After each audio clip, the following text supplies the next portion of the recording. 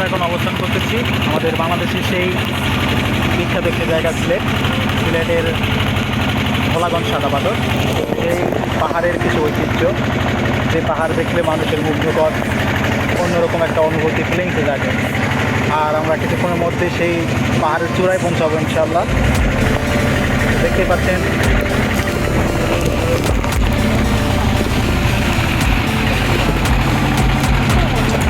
ঘোরার মতো একটি জায়গা।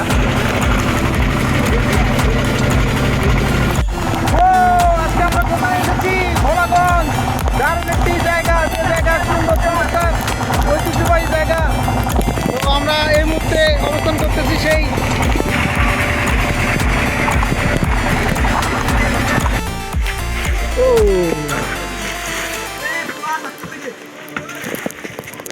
Place is good.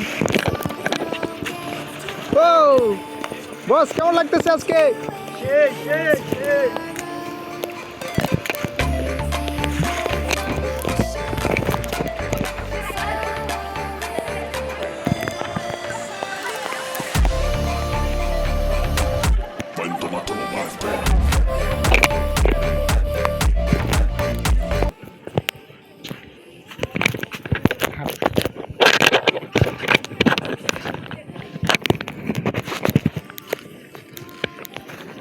অসাধারণ কিছু অনুভূতি, যা নিজের চোখে না দেখা পর্যন্ত এটা কারো উপলব্ধি হবে না যে পৃথিবীটা কত সুন্দর। তো পৃথিবীটা কত সুন্দর যদি দেখতে চান, তাহলে আসলেই প্রত্যেকটা মানুষকে ভ্রমণের পিপাসায় থাকা দরকার। কারণ ভ্রমণ পিপাসু লোকেরাই ভালোভাবে চিনতে পারে পুরো পৃথিবীটা কি, সৃষ্টিকর্তার পুরা সিস্টেমটা। হ্যাঁ, মনিরুজ্জামান মনির ভাই, আপনি তো সিলেট ভোলাগঞ্জ চলে আসলেন, কি আসলে মানে আসার উদ্দেশ্যটা কি? আসলে আসার উদ্দেশ্য একটাই, প্রত্যেকটা মানুষের ভ্রমণ করার ইচ্ছা জাগে শুধুমাত্র আল্লাহ তাআলার সৃষ্টিটাকে দেখার জন্য। কারণ আমাদের পৃথিবীতে এত সুন্দর সুন্দর কিছু নিদর্শন আছে, আসলে আমরা ওই বিষয়গুলো যদি আমরা নিজের চোখে না দেখি তাহলে কিন্তু আমরা বিশ্বাস করবো না। সেই জন্য আমি প্রত্যেকের উদ্দেশ্যে এটাই বলবো যে আমরা যেহেতু জন্মগ্রহণ করেই ফেলছি, তো আমি মনে করি প্রত্যেকের এই পৃথিবীটা একটু সফর করা দরকার, যেন আল্লাহ তাআলার সৃষ্টি, এমনকি প্রত্যেকটা মাখলুকাত যে আমরা সৃষ্টিশীল মাখলুকাত কেন আমাদের বানাবে, শুধুমাত্র এগুলো দেখার জন্যই কিন্তু আমাদের তৈরি করা হয়েছে মনে হয়, এটা আমার মনে হয়। কারণ অনেক খাদ্যদ্রব্য, অনেক জায়গা, নিদর্শন দেওয়ার কারণ একটাই, যেন আমরা অনুভূতিগুলো নিতে পারি। তো এই জন্য আমি প্রত্যেককে বলবো, যারা এখনো হয়তো বা আলসেমের কারণে বা টাকা বাঁচানোর কারণে আপনারা কিন্তু ঘরে বসে থাকেন, এমনকি এই ঘরে বসে থাকার কারণে কোনো ইনকামও করতে পারছেন না। আর ইনকামের করার জন্য আমাদের কিন্তু বাংলাদেশে অসংখ্য সেক্টর আছে। সেই জন্য আমরা ভ্রমণ করতে আসবো, তাহলে কিন্তু আমাদের ইনকামের একটা রাস্তা তৈরি হবে। আর ইনকামের রাস্তা তৈরি হলে আমাদের কিন্তু ভ্রমণের একটা ইচ্ছে জাগবে।